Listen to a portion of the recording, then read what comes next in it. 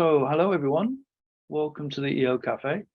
We're in a different setup today. So, if things go wrong, we haven't got the setup right.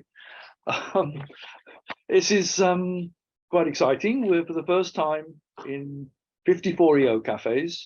We're sitting in the EARSC offices. So it's the second time we've had a physical meeting with the guest, one of my guests today, but the first time in the EARSC offices.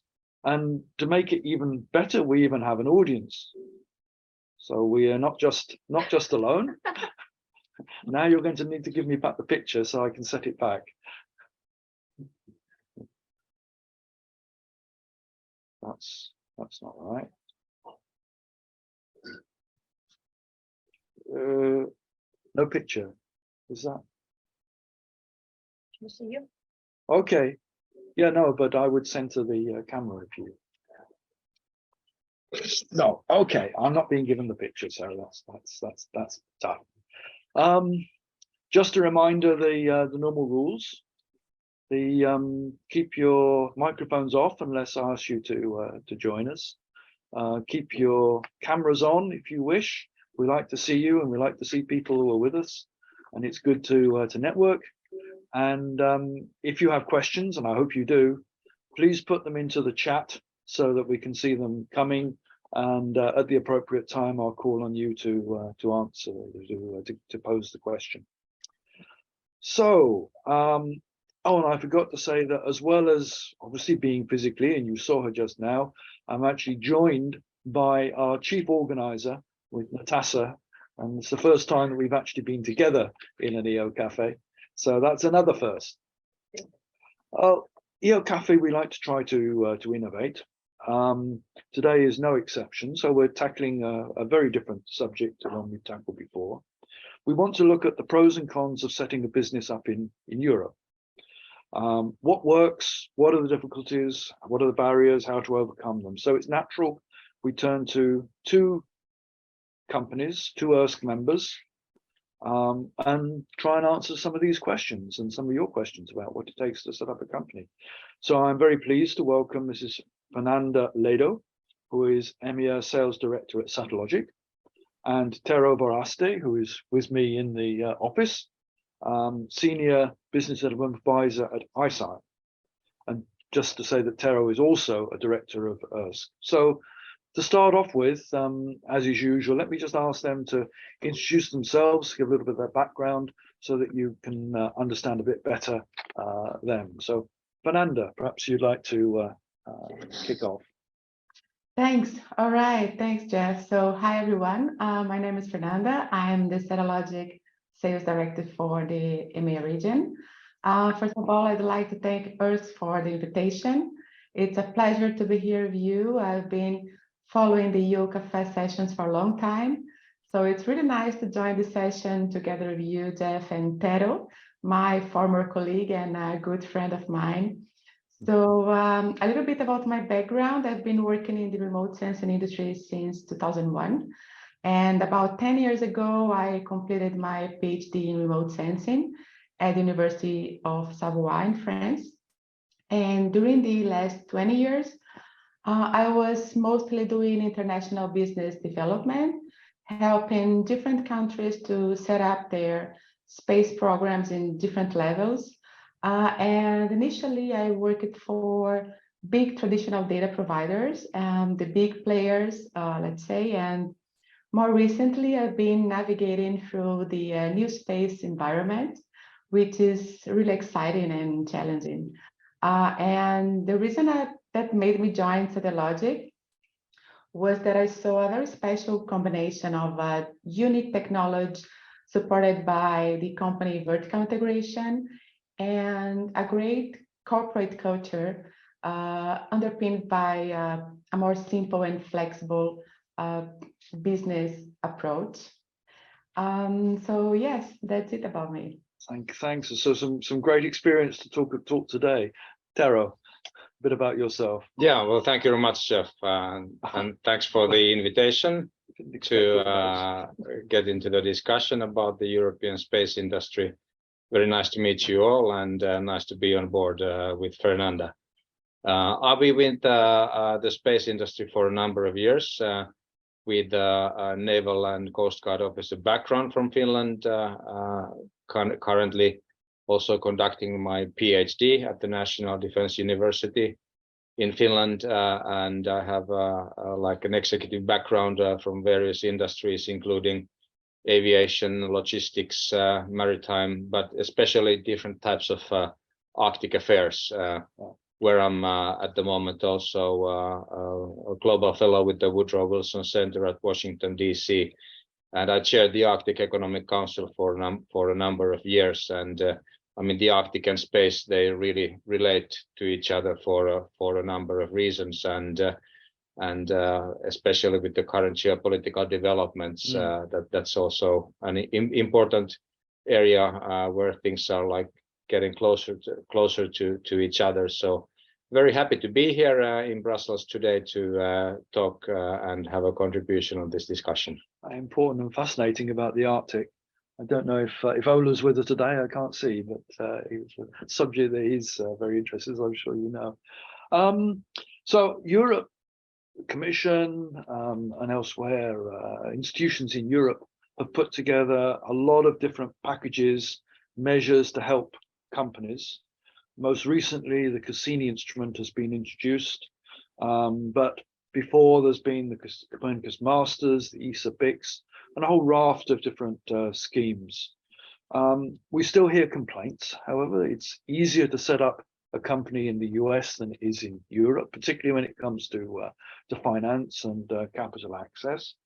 However, Europe also has many faces, different countries, a lot of it is devolved at national level. So many things going on and many different factors to take into account when choosing to set up a company, how, where, when, what, etc.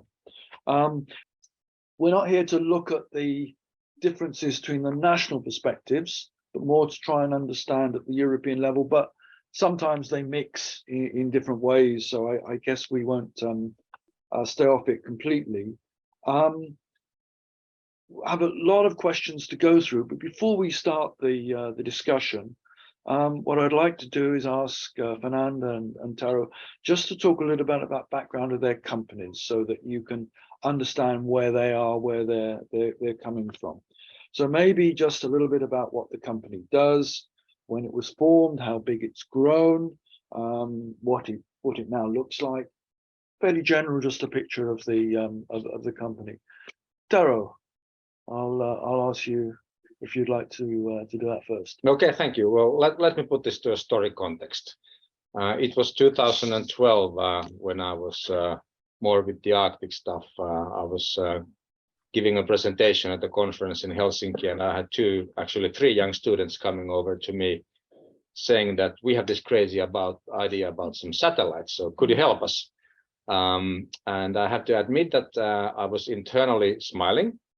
But I said that, of course, I will help you guys. And since then, there's been a lot of things happening. But from the very first place, it was just an idea. And the company then was about to be a spin-off from the Finnish Aalto University space program, hosted by Professor Jan Prax, who is still hosting actually the program at the University of Aalto. And the headquarters we have is still next to University of Aalto in Espoo, Finland. So the biggest problem in the very first place was to find the initial seed money. And of course, the first tests as well were a bit challenging. So after a number of years, like setting up the idea, we found a common customer, which was then doing the first pilot tests in the Bay of Bothnia in Finland. And let me put a bit of a color to this. So it was like an Aalto University aircraft, which was called the Flying Van, and nobody ever believed that it can fly, but it flew. And the first synthetic aperture radar by the future company ICEYE was being tested. And we had tests for a number of nights, and there were some challenges, and we made some jokes that, you know, the aircraft window was opened and Pekka, one of the founders, was holding the radar over there and trying to zoom it, or maybe just like that, not like that, but in a way. And the first images were successful. The first problem then was, where to find the seed money. That actually then started with the support of the Finnish government. And there's a number of programs that were helpful for the company, where Business Finland provided some seed money, both in terms of funding and a small loan. And then the government also entered with the governmental ownership company to become an owner. So the first challenge really was that the whole innovation was one of its kind. I mean, nobody had done it before. And we heard Mr. Ashpacher saying just a couple of years ago that ICEYE or SARS was such. So nobody has done it, but now ICEYE has done it. Well, today we have completed Series D. We have $304 million of funding. We have launched more than 20 satellites. There is 20 more to come. We serve a number of customers every day throughout the world. We have a proven track record, more than 500 people working with us from 60 nations. So I'm glad that I only smile and I didn't laugh aloud. Great. Okay, lots of hooks there and some questions already addressed. Fernanda, tell us about Satellogic. Sure. So let me tell you a little bit about Satellogic and the company footprint. At Satellogic, we design, build, and operate our own constellation of high-resolution EO satellites. Satellogic is a public company trading in Wall Street since January 2022. So we are completing 1 year listed now. We have different divisions and companies set up in different places in the world. So in Europe, our big front is in the city of Barcelona, where our CCO and our C-level executives are based. And we have remote teams in Spain and Germany, the UK, and the Netherlands. Currently, Satellogic has plans to develop a high throughput manufacturing plant in the Netherlands to improve and accelerate the assembly of our satellites.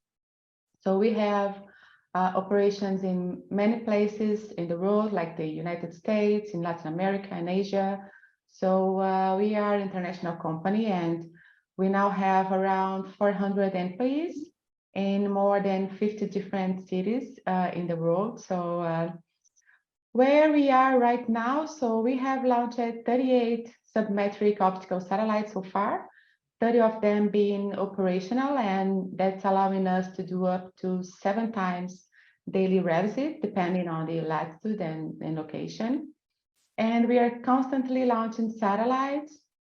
We will launch around 20 more satellites this year, including some of our next generation ones.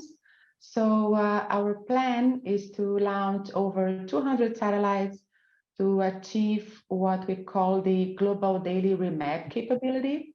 So the way we are getting there is basically becoming vertically integrated. So we design and build our own spacecraft.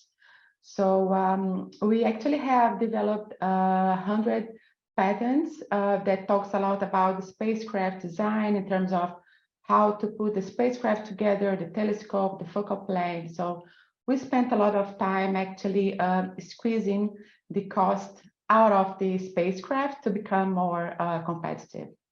So in this sense, as part of our go-to-market strategy, we are adding a new business line called Space Systems that allow us to sell our satellites directly to selected customers who needs basically the satellite ownership, and for them the satellite ownership is important. So I believe that our fast build and launch cycle and also the appealing technical features of our satellites, together with their low cost, of course, create a valuable alternative for specific customers. So yes, and I understand that our discussion today is mostly based on the main business challenges for growing EO companies in Europe.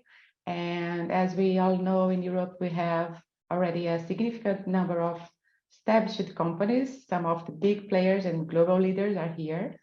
But I believe that smaller companies like Satellogic and ICEYE can offer great flexibility and capacity to customize and differentiate products. So we are able to respond rapidly to changing market conditions, which is an advantage actually compared to larger companies, I would say. So I'll stop here and give the floor to you guys. Thanks, Fernanda. Why did you choose to come to Europe, come to Spain? What were the factors that drove that decision? Actually, Satellogic is a company that has grown in the US and in Latin America. Yeah. And we found an opportunity in Europe because if we compare ourselves to other players here, there is a lack for high and very high. There is still enough space and room for high and very high optical sensors. So this is the main reason to establish our bases here in Europe. And today, most of our supply chain also comes from European providers. So this is another reason also for us to plan our plant in the Netherlands as well. Okay, so you've set up multiple bases. We'll come back to it. Let me ask Tero also about the decisions to set up a business. What drove those decisions? Yeah, initially it was just purely based on this innovation, which was made within the Aalto University Space Program by our current CEO, Rafal, and Chief Strategy Officer, Pekka. Both Finns, Rafal actually coming from Poland as well. So the establishment was natural because it was a spin-off from the Aalto University. Yeah. Going forward then within the 4 series which we have completed, obviously the ownership is now international, but we are still domiciled in Finland, subsidiaries in a number of European countries, also in the US. So it has become really international.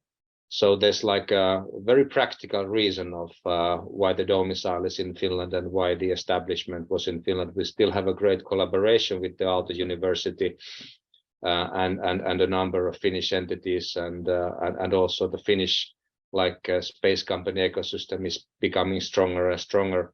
ICEYE has been the leading company or one of the leading companies for that. And if you think of how the Finnish space industry was 10 or 15 years ago, it was rather small. Yeah. It's still small, but we can say that we have become a significant player in the European sphere of space industry, especially within this new space thinking. Mm. I mean, some people I talk to when I talk about ICEYE say, well, that's a UK company. How strong is UK against Finland? And I mean, obviously that's not true, but how do you defend that? Personally, I do have a master's degree from the University of Leicester, so I'm fine with this notion. However, ICEYE is domiciled in Finland. We do have an office in the UK. We have, I would say, around 25-30 people working in the UK. So we could say that we definitely exist in the UK, and we're proud of that, but we're still domiciled in Finland. Sure. One thing that interests me is my own background, coming from a radar background. Why radar? Why was the decision taken to radar? Yeah. So as we are very much aware, the synthetic aperture radar technology isn't anything new. It's been there for decades. But the synthetic aperture radar technology, in terms of putting it into a very small size, was the real innovation, which nobody had done before in a way that you could install that to a satellite. So the market niche or the market gap was very clear that it's there. And also there was a notion that there already is a good number of significant optical satellite service providers. So there was a big market gap, there was a new innovation, and there was this technology which was able to fill the gap. Even though it's a niche, it's a great niche. So I think it was a very simple, practical solution in terms of what the market was expecting. And if we would decided to go optical, I mean, it would have been a completely different story. And there's competition, and there's a number of great companies like Satellogic doing optical, and they are very experienced on that. But no one had done the mini-SAR before. Yeah. Well, I'm certainly aware of various studies, but nothing which was as concrete as what Exactly what you've done. Yeah, I think that's great.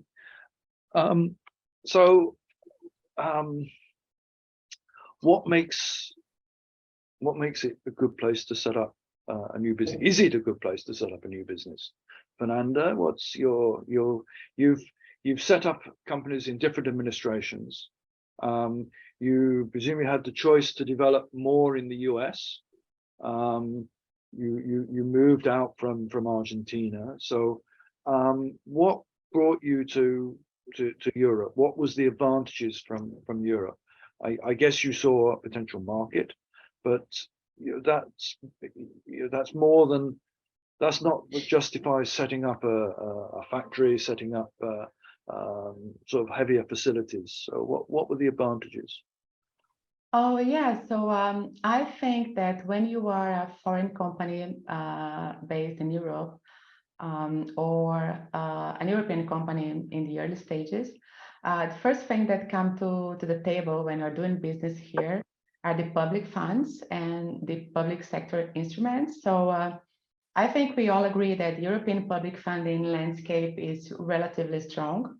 And for many companies, it represents the only accessible source of capital many times. So also something that we should consider is that sometimes, of course, the access to these public funds are a kind of precondition for assessing private risk capital as well. So I think we all recognize the relevance and the importance of the European Commission and the European Space Agency programs like Horizon Europe and InvestEU, for example. But it's clear that the future of the European space sector depends now more on the leveraging of the European space tech leadership and on boosting investments for space ventures. So we are basically following these developments, and we'll be happy to be part of the further development of the European market. So in the support from the public sector that you're evoking there, it's the money that's important rather than the recognition of what you can do. No, I think it's also the technical reference that you make here in Europe, which is something that can be used globally. Once you are recognized, for example, as ESA third-party mission or Copernicus contribution mission, it's something really relevant for satellite operators. So I think this counts a lot as well. So that provides a reference for you moving into other markets. For sure, yes. Okay. And does that apply for ICEYE as well? I guess. Well, so the money or the reputation. So getting to the initial question, is Europe a good place to set up a small space company? Well, no. And why? Well, let's start with the governmental budgets. You go to the US, 61 billions of governmental budget to space program. That's worth the budget of Finland. And you go to Europe, you have UK, France, you have Spain, you have Netherlands and Italy with a number of millions. So we're completely in another league, completely in another league. CASSINI, great, 1 billion. How's that related to 61 billions? Not sure. So there's still a huge gap for us. And also when you look into how the government then, or the governmental systems support the companies in the US compared to how things are both in terms of the EU and nationally. It's still much easier to set up a company and get like governmental funding mechanisms to set up a space company in the US compared to how things are in the EU countries. The most recent activities like CASSINI, some initiatives by ESA, and the recent space strategy developments are all of them going to the right direction. But there is still a gap, and we in Europe can't always call Uncle Sam. So we have to stay as Europe, and we have to get our like European mechanisms working in a strong manner. And also, what I would like to say here is that as we speak as Europeans, it's clear that with the current situation, the nationalist approaches are becoming more and more active in different parts of the world. So we have to stay united in Europe, and we have to make sure that we still get the market access in other markets. I know very well that it's easier said than done, but we have to say it and we have to do it. Mm-hmm. You revoke the 61 billion in the US. Yes. Large majority of that is defense budget. Yes. And to set up as a defense contractor in the US is very hard. Indeed. There's a lot of hoops to go through. Indeed. Yeah. So it's not so attractive from that point of view. Whereas and the balance of the civil budget is not so extreme. That's correct. Yeah. And well, there's a number of opportunities to enter into US market in terms of different security related agencies. Mm-hmm.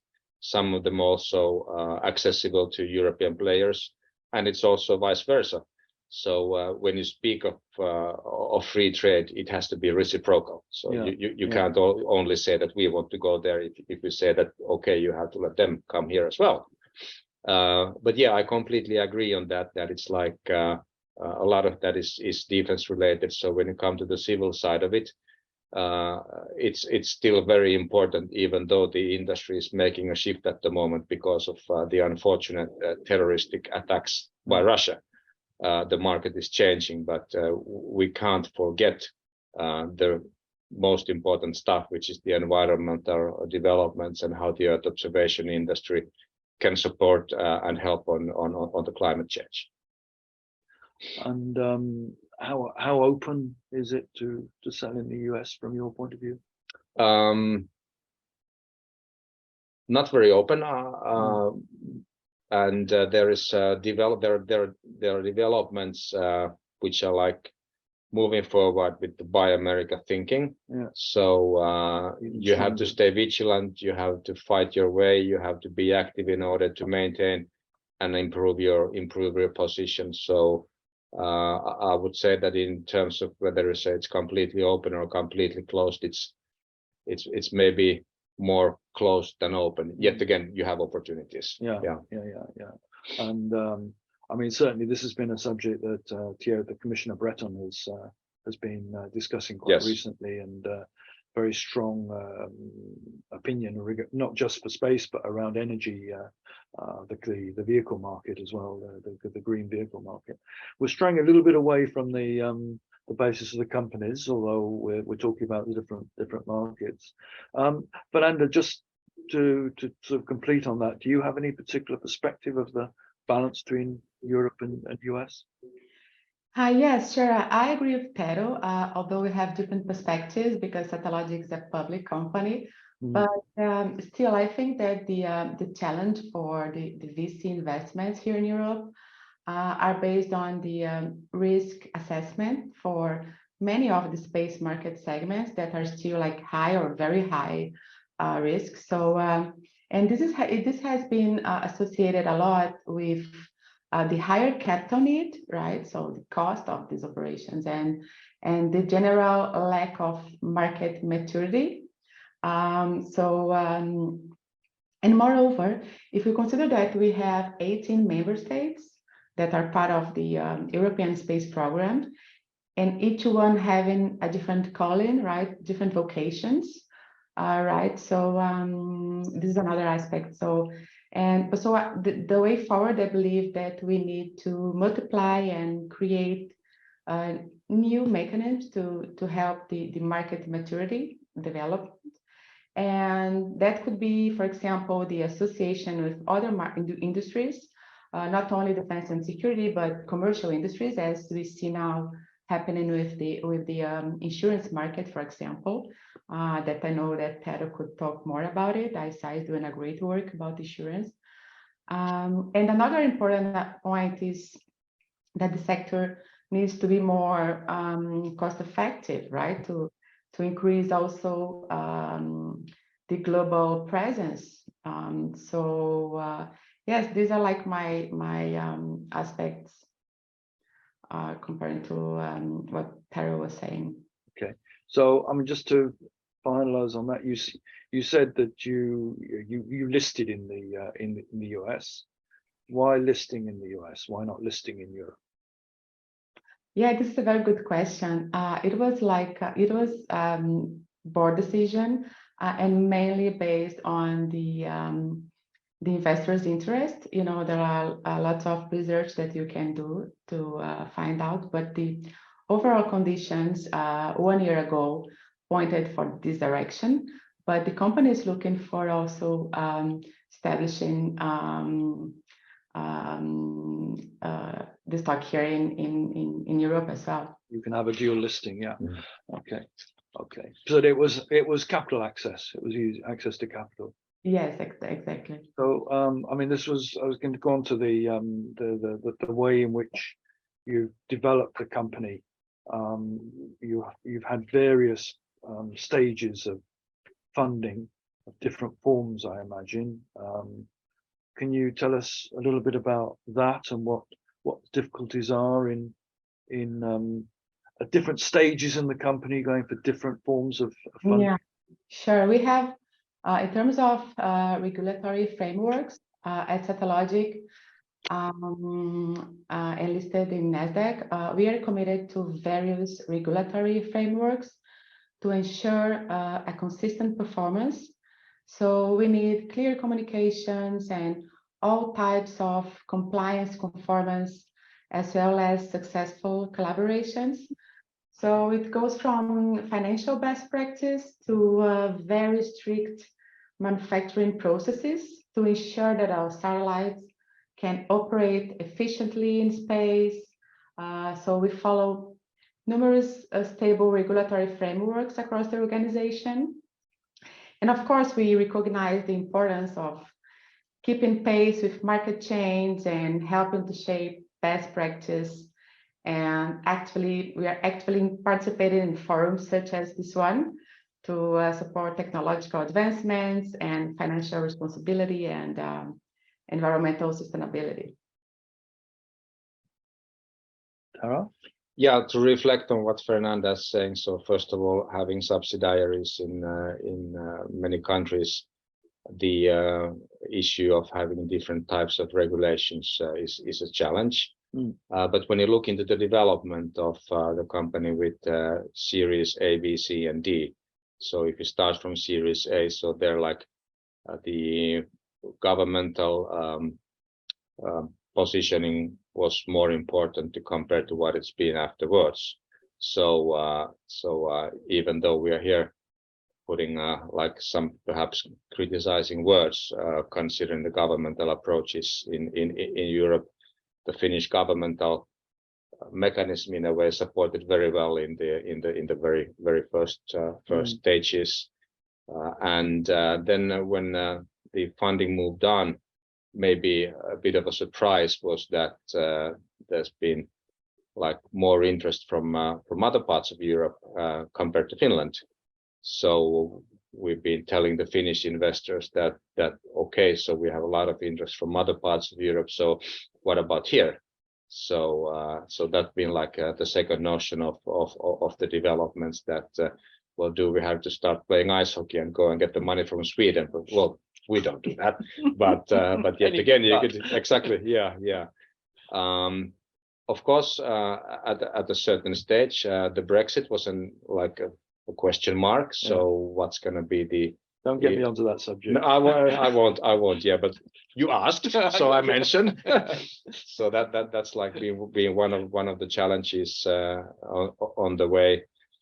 And then when you speak about the developing of the company, it's finding good skilled personnel, whereas having personnel from more than 50 countries is a great example of that. And the main challenge is in the IT and programming side. So, and to some extent with engineering. So that's been like a big challenge as well. Fernanda, have you experienced that problem as well? Yes, to find the right skills and recruit the right people? I think in Europe it's not so difficult compared to other places in the world. I think we have more problems in other countries than here. Okay, that's good. I mean, there's some initiatives going on to try to increase the number of skills. And I guess it applies across many different sectors at the moment, but as we were talking about last night. But yeah, okay. There's a question from, well, there are two questions in the chat that I see. Pavel, I'll come back to you. I'm not quite sure we can answer your question. But Maria Milagro, sorry, I'm having trouble reading the screen from here. You asked a question which is quite relevant to what we've just been talking about, so perhaps you'd like to come in.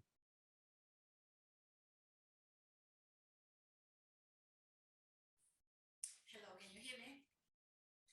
No. It's very, very faint. Just turn the volume on. That's getting better. Yeah. Better now. Okay.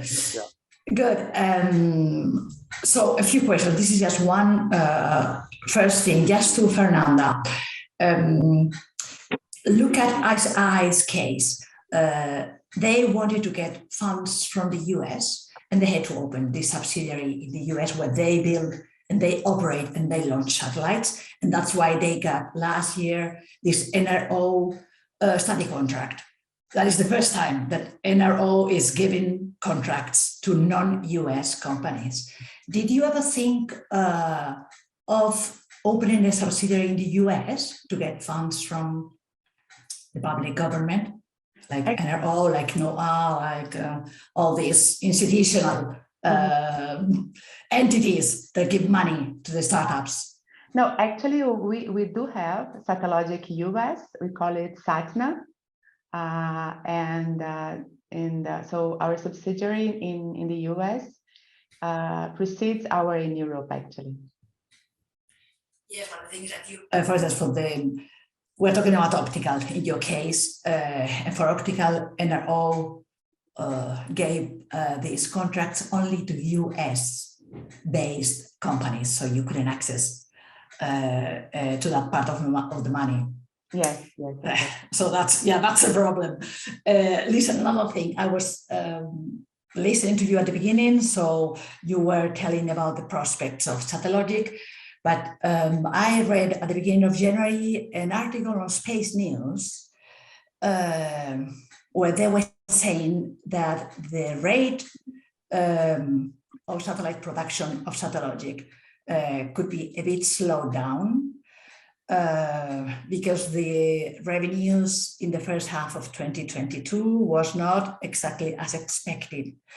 So this new subsidiary, no, not subsidiary, this new manufacturing company that you wanted to open in Netherlands that had to be already operational last year, probably it will be operational either this one or maybe next year.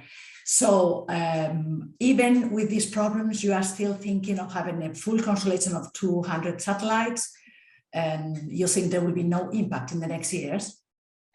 Yes, no, for sure we are, and part of our interest in creating different business lines as the constellation as a service, which is something specifically tailored for government and the space systems.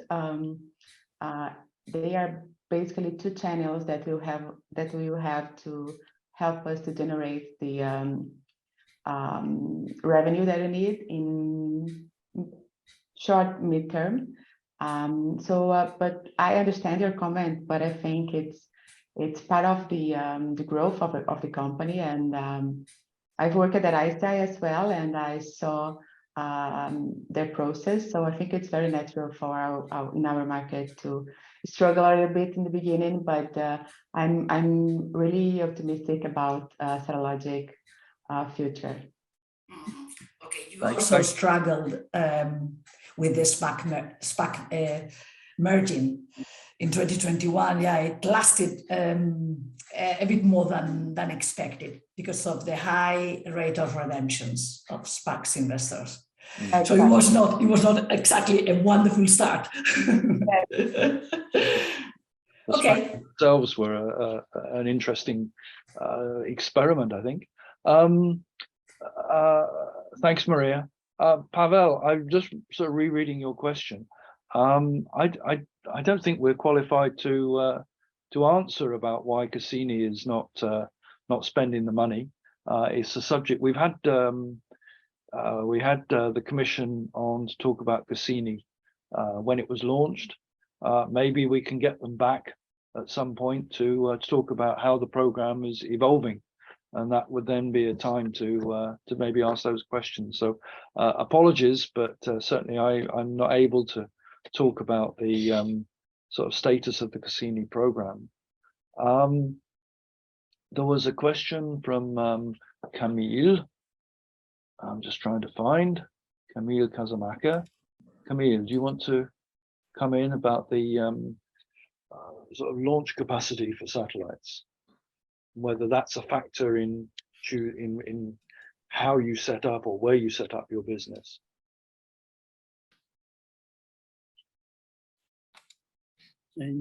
Indeed, I think that the question is coming from me, Mark. Okay. Sorry, Mark. It's not mine or not. Mark Tondrio, EARSC chairman. No, it was just a simple question to both Tero and Fernanda about the way you are managing the selection of your launching means, and specifically in quite tough times as you were facing now on that. And just to say that Mark is in the room just down the corridor, so he's also very close. Tero, do you want to comment on that? Yeah, sure. Very important question, first of all. So the European satellite companies at the moment are leaning on the US in terms of launching capacity. S-Range in Sweden is becoming operational, which is of course really welcomed. But we are in a lack of capacity here, and also taking into account the recent mishaps in this sphere. I've also addressed this nationally in Finland, and there's been a discussion then like about the Nordic collaboration and Nordic cooperation on this particular question. But well, actually, I have to say again, we can't always call Uncle Sam. So we should definitely urgently increase the launching capacity in Europe, not with one site or two sites, but with a number of sites for various reasons. There are initiatives in the UK, some of them more successful than others, but yet again, it's still somewhere in the future to really become commercial and available there as well. So urgently to be addressed. Not just the UK, there are initiatives in France, in Germany, Yes. and elsewhere as well.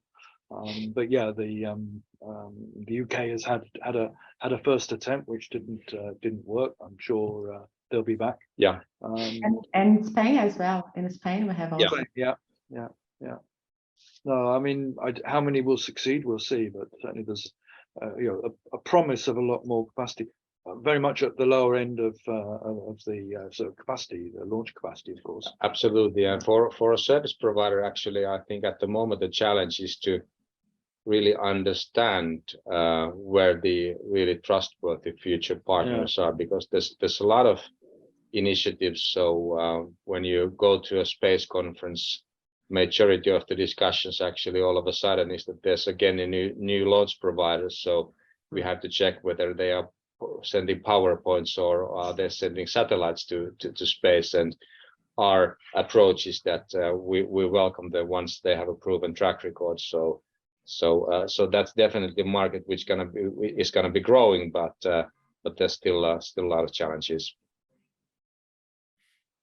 Anything to add, Fernanda? No, not really. No. Okay. Maria's asking the questions she tried to ask before. Exactly, and I forgot to ask it. So listen, what I was reading when reading articles on Planet, etc., Planet was always saying, but I'm a bit skeptical with this answer. They were always saying that more or less half of their investors were governmental, so from NASA, NRO, etc., and half from private investors. So I would like to know, in your cases, so Satellogic and ICEYE, more or less, roughly, what's the percentage of funding that you have, either from governmental, public, or from private? That's the question. Thanks. Yeah, I'm not sure about the exact, thanks for your question. I'm not 100% sure about the exact numbers, but we have much more private and we are more focused as well and getting private than public at the moment, yeah. Yeah, looking into ICEYE's development, the percentage of private funding is higher compared to governmental funding. And that's been the development. And so like in the initial phases, when we were speaking about smaller amount of money, the governmental inputs were of a high percentage share compared to what they are now. And it's much more private compared to governmental. Mm-hmm. Okay. Is it always good? Is it always good to have public money? It depends. It depends. I've been working in different industries, and within one of the industries that I worked with, the company position was that we will never take any public funding because you become liable in a way, and you have to pay back in a way, at least, mentally and ethically. Dependent. Yeah. Yes, exactly. So that's one approach. But yet again, when this is a new industry, which is accelerating, I think public funding is a must at this stage of the evolution of the industry.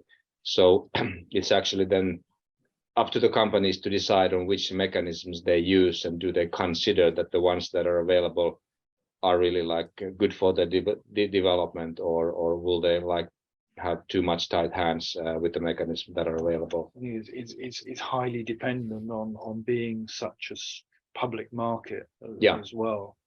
It's a strategic industry. The public as a customer is very important. So it's impossible to ignore. Yeah, and of course there's a number of ways of having like public funding. I mean, it can be like related to governmental funding, or it can be after an IPO, or if you're a public company, you can consider that, or if you take a private investor round and get like the public to attend. So there's a number of ways for that. I guess you would generally prefer to have the public as a customer rather than as a sponsor, but the reality is that it can't be avoided at this stage. Absolutely. Adam Piaga, talking about technologies. Adam. Hello there, Paige. Hey. So yeah, like, I mean, I've noticed like a lot of these discussions like tend to focus around funding and like, well, like, where's it coming from? Is it coming from the private sphere? Is it coming from the public sphere? But I wanted to just like expand upon what I was saying there and say like a lot of the conversations I have with the US, Russia, China about these kind of things, that they have a massive knowledge base built up around having a massive national program built around developing the technologies and national requirements. So it's not necessarily like the funding is not the primary focus of that. It's like we need to develop this like how do we find the money for, like how we find the money for that is secondary to it. So what I found in Europe, and like maybe this is just my personal opinion towards this, is that like there's a bit of a malaise to just wanting to just get the technology developed to compete with these big space superpowers. And I guess like how do we maybe transition the conversation away from funding towards like, well, what technologies do we need to make it happen? Yeah, I mean, very good and important question. So if you look into what a company, for instance, like ICEYE is doing, so yes, we are doing the initial investments. We've already gathered 304 million to develop the technology for the customer need, and the customer need has been proven already, because it's tens of thousands of images and already like a number of satellites that have been sold to our customers. So that's actually what we are doing at the moment. And of course, then the investors are expecting to get a return on their investment at some stage. So there is always a limit of the burn rate and the earn rate. So you're gonna have to go to the earn rate sooner or later in order to be sustainable with your business, and that's what the investors are really expecting. Fernanda? Yeah, in our case at Satellogic, we are constantly iterating and developing new applications and services with our growing constellation of satellites. We have two, let's say, innovative ways that I would be happy to present in detail offline, of course, for the audience, but it's the constellation as a service and the space systems offering. So I think the develop of market for space applications and services is also part of our objective for sure. And if I continue on that, I mean, different types of initiatives, which some are related to the ESA funding, for instance, things like SAR video, for instance, change detection, use of interferometry, instead of serving the customers with pure data, serving the customers with a satellite capacity, which can be like a subscription model for a year, for a number of years of a certain area, or global, and even like a full satellite or a full satellite constellation. And the market is really shifting that way because of the geopolitical situation and its developments. You run a number of different businesses within ICEYE in reality, don't you? Indeed, yeah. So it's the SAR data, which is the pure business initial model. Then it's derivatives, for instance, with the flooding solutions, other natural catastrophes, and then the satellite capacity. So if you want to hire a satellite for a year to look into a specific area, you're welcome to do that. Or if you want to buy your own satellite or a number of satellites, you're welcome to do that as well. And there is other interesting technological developments in the pipeline as well. Dietrich Heinz, hello.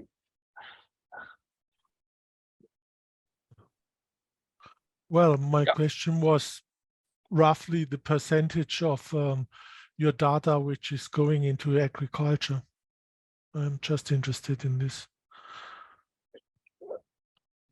Dietrich's company is yeah. So looking into what's the percentage of the data used for agriculture, I would say that it's a single digit number, which is probably less than 5. Okay. So it's not a big number at the moment. So there's certainly room for development. Growing on the room for growth. Let us put it that way. Yeah, indeed. Yeah. That's of course an area where with a single SAR image you don't do that much. So you need a service, and you need an application to really serve that area, and there is room for development on that front. And then it's a question of the price if you set up a service. Yeah. Absolutely. And of course, to some extent, for pure research purposes, the Copernicus services are available. So ICEYE, among some others, provides the images through the Copernicus contributing mission and the third-party mission. Thank you. Guess it's more important for Satellogic. Yeah, it is for sure. I don't have the exact numbers, but we have a lot of ag applications, but especially in the US. And we focus on commercial clients. So there are lots of, we call ag techs, agriculture tech companies providing services in the US. And we are providing an important amount of data. But for the moment, I would say, I don't know the percentage, but I know that in terms of the global market, the US would be the more important at the moment for agriculture for us. Interesting. And sorry, if Osvaldo, I'm sorry, the screen is positioned here that I have trouble reading it. So please, I've struggled with some names because I can't read them. Osvaldo Sandoval. Question about, well, particularly for Fernanda. Hello, Fernanda. Hello, Geoff. Yeah, my question is for Fernanda. In your vision, about for foreign tech companies like mine that use imagery to build another products derivative. What are the best place in the Europe Union to establish a company that works with the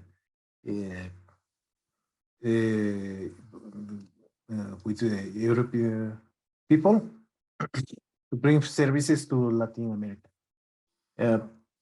Please consider criteria like, for example, access to risk capital, personal business networking facility to construct and incentives.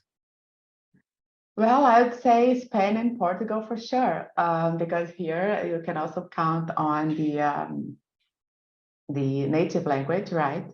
And actually Spanish companies, they have a lot of experience with Latin America. So I'm happy to have this chat with you offline if you want as well. I disagree, it's Finland. I was sure that Nobody understands Finnish, so it's very easy to do things in Finland because nobody understands what the hell we are doing. But actually the legislation in Finland is really welcoming foreign investors, and ICEYE provides a good number of services to Latin America. For instance, we have a number of large contracts in Brazil already, so it's been established. Excellent. I'm sure we've got enough a number of opinions as we have people on the call. Okay, there was Tony Safton wants to know where ICEYE are going in technology. Tony. Hi Tero. Actually, I understand a little bit of Finnish because I used to live there in the late 90s. Oh, cool. Okay, so Can we? in fact, I think possibly we might even have had some discussion 7 or 8 years ago in the early stages of ICEYE, whilst I was still working for ESA in business applications. Okay. And it's very impressive, of course, what you've achieved since then. But yeah, as you can see, my question is more about the future and what new technologies you're currently looking at, such as some of the ones I've listed, enhanced resolution, wider swath, other frequencies and polarizations, of course. Right, thank you for the question. So first of all, at the moment, within foreseeable future, the plan is to focus on SAR technology, and the sensors we will be using in our constellation growth for the next 20 satellites. It's planned that it's going to be SAR technology and SAR sensors. However, we are planning to increase the capacity of the satellites, both in terms of capturing capabilities and in terms of data storage capabilities. Also importantly, what we are working on is the lean time, is the delivery time. So what we currently promise to the customers is that the delivery time from capture to process to delivery is 8 hours. However, we've been able to on average to do that maybe in 4 or 5 hours, and then there are certain applications where we can really reduce that. But we're also looking into reducing that for the full constellation during probably this year. So that's an important area. Also working on increasing our opportunities in interferometric in change detection. We have already completed a number of pilots with some customers. So working on that front as well to develop coherent change detection to become a global service, to name a few examples. Okay, kiitos paljon. Ole hyvä. Hyvä kysymys. Good question. Thanks. Tony's probably got a few ideas as well. Yeah, we need to talk. Okay. So one last question. Second go for Pavel Pavlovsky. I don't know whether Tero can answer this, but Pavel, please come and join us. Yes, sorry, I was looking for my mic. No, it's a simple question. It's building on a question which has already been asked about agriculture, but question to Tero. So what's your breakdown of your revenue in general by use case? So who's using you? Yeah, so the governmental clients and security and defense related clients, I mean, this area is absolutely increasing, which is the case with the whole industry. Insurance becoming more and more important through the flooding services. Then going into things like forestry, maritime of high importance, and different types of research through the Copernicus mechanisms, both through CCM and TPM are of importance. Things like ice detection, ice management over there. So I would say that the future for that is that what we expect that is that still the governmental service areas will be increasing in terms of different types of security related stuff, but also forestry. I mean, Finland is a forest country. We have applications in Brazil, for instance, that's of high importance, and also going into the infrastructural side, which isn't that big at ICEYE at the moment. So supporting, for instance, with energy infrastructure. Yeah, interferometry will help you there. Indeed. One last question from me before we finish. You're both members of EARSC. EARSC is here to help new companies. What do you value from EARSC, and what can EARSC do more to help you? Who wants to answer first? Fernanda? No, I'll leave to Tero to answer this one for sure. Sure. So EARSC is doing a great development with more than 130 members already. But I think that we could serve the industry even on a broader concept and broader context. Definitely, the new setup of the security working group is of essence. We know what's happening with the European Defence Agency.